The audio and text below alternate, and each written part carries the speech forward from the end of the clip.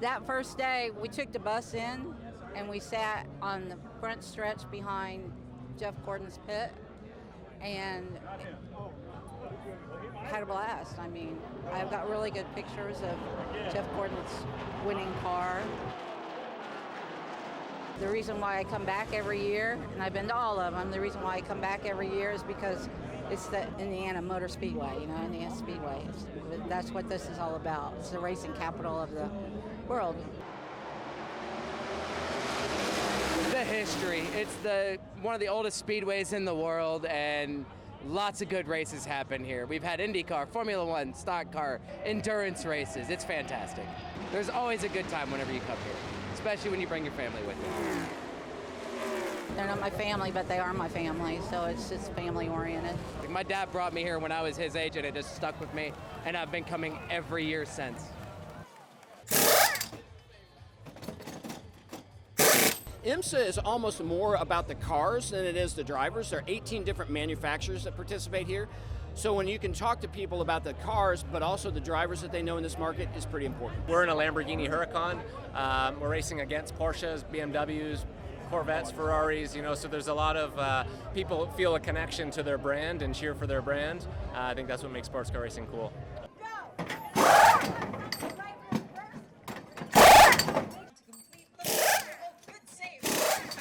I got snake bit, just like I did in 1964 after my first Indy 500.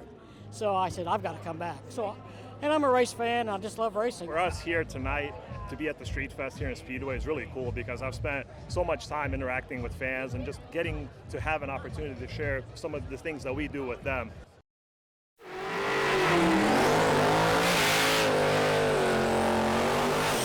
Started yesterday Cordova, and now we're here at Byron. So roll in this morning, and I mean, there's so many spectators here. Just an awesome experience. You got all these race cars here. Everybody just did that 80-mile drive from Cordova with these cars, and now they're racing them on the track here, and can't ask for a better day.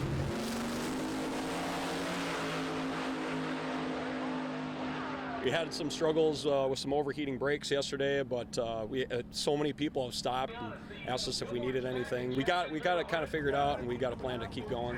This is about supporting the automotive community. A lot of our ambassadors and influencers really resonate with the audience. One of the best parts about this is just really the camaraderie that comes out of it. Everybody's here to help each other, and it's nice to get the fans engaged, and we've had a really good turnout here in Byron and expect that the rest of the week.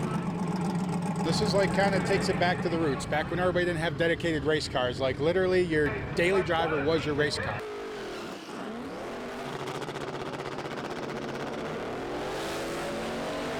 Now that we're a couple days in, it's an amazing vibe.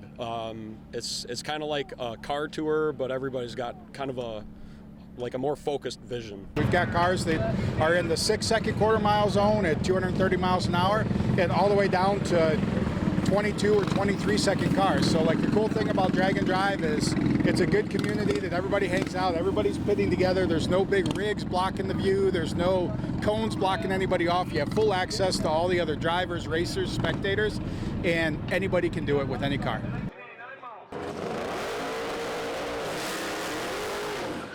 It has been a lot of fun, and I am tired. It is exhausting, but it is a good tired.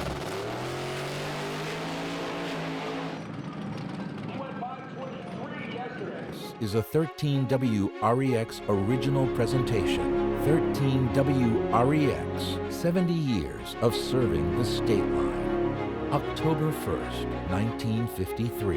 WREX TV is live.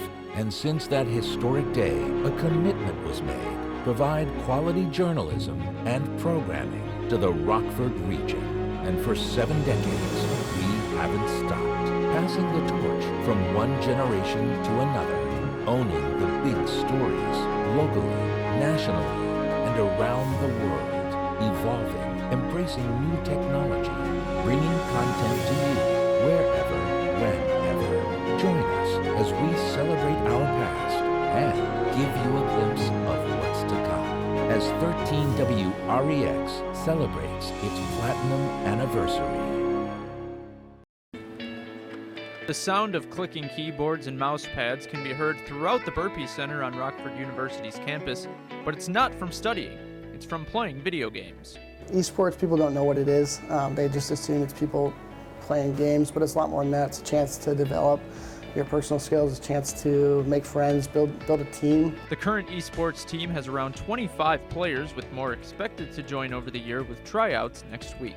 Earlier today in class, I got someone asking about the program. They're like, "Oh, is that a esports jersey for the school?" And I was like, "Yeah." And they're interested in playing on the team. When students join the team, they know they're not just joining a team, but they're joining a community as well. Sports means being a part of something greater. It means getting to participate in a community that's much larger than myself, much larger than the local area, the state area, even the national area. And like your traditional sports like football and basketball, there is still a lot of work that goes into the practice. The mechanics and the movement and the mechanisms are still there in the way your hands perform, the way your body performs, even mentally. You know, we'll have moments where we have to really get in the mindset that we're going to be playing a game. The esports team started in 2019, but has grown a lot over the last 5 years with high expectations for the future. Hopefully in the next 4 years, we're able to establish ourselves as like a dominant esports program in the Midwest. I'd love to see these guys have the opportunity to travel and have a full experience of esporting now. This will be the final year for some, but they have enjoyed it since they started. There are so many ways to connect and to become involved in something, and esports I think is a great avenue for that for anybody.